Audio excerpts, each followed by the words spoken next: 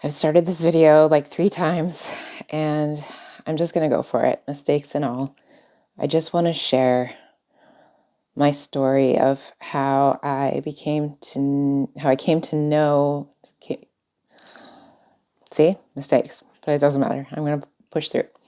How I started to discover things about myself and who I really am, so basically my whole life, maybe you can relate to this. I felt different, and I didn't know why. I remember that I drew this picture, and if I can find it, I'll post a picture of it. And I had drawn 2 women, and it kind of looked cartoony, and then an alien in between them. And the alien was me, and it was symbolizing how I felt so different from others. So I'm big on personal growth and learning about yourself. And so, I'm always doing different activities to try and be a better version of myself. And so, I did these quizzes and things online. I'm like, maybe I'm autistic, at one point. So I looked into all the research at that time, and I did the online tests and things. And each one of them, it's like, do you have trouble empathizing with other people, putting yourself in others' shoes? Do you have problems with envisioning imaginary things? And I'm like, well, no, I'm the opposite. I'm very empathic. I feel other people's feelings, and I have a huge imagination and all these things. I'm like, okay, this isn't me, clearly, but there's something. And then about 2 years ago, I met her. I was working in a field where, I was helping to support people. And I'm going to call her Summer because she is just a ray of frickin' sunshine. And the moment I met her, she walked up to me and she proudly exclaimed, "I'm Summer and I have autism." And I fell in love with her right away. She was not everything that they told me in the textbooks that autism looked like.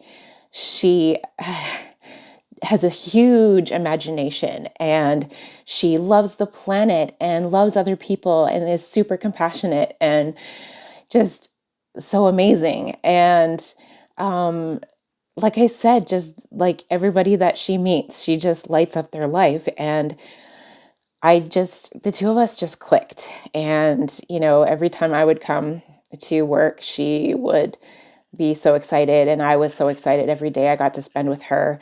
And, maybe inside, something in me saw something in her, or something in her saw something in me, and we knew that we were alike. And that was the beginning of my journey to look into what the heck is going on here, because this isn't what I was told it looks like to be autistic. So over the last 2 years, slowly at first, but, more so in the last 6 months, when I met my dear friend. She's become an amazing friend of mine.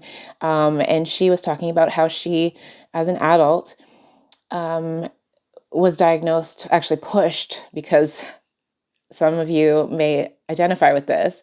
It is very difficult to get the medical community to take us seriously, and we have to advocate for ourselves and say, I want a diagnosis. And even then, getting referrals and everything, it's really difficult. So my friend, she said she had recently fought for a diagnosis for ADHD. And, I found so many different similarities between the two of us. And, I would tell her things that I do, and she says, that sounds kind of neurodivergent. And so, I did a lot more research and stuff. I'm a total keener anyways. So, and I did, this one day, after all these anecdotal, I looked through the reports and I looked through anecdotal evidence, because of course that's way ahead of the studies in the medical community. And I'm like, this sounds like me. And so this one day, after doing all these tests online and everything just started to click. And And I realized, like, this is it. This is why I do the things I do. There's not something wrong with me. And I told my friend, I said, I think I'm autistic and probably ADHD as well. And she said gently, she said, and what would that mean for you if that were true? And I said, it would be a relief, because finally there's an answer to the questions that I have.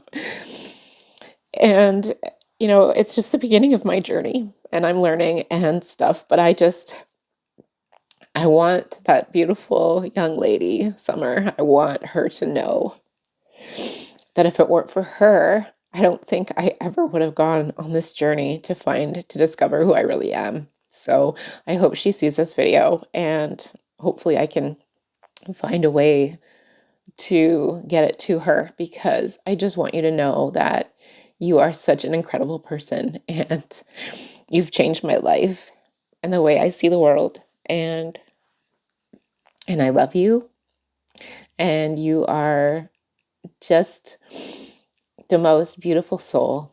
And thank you for coming into my life. The universe knew that we needed to meet.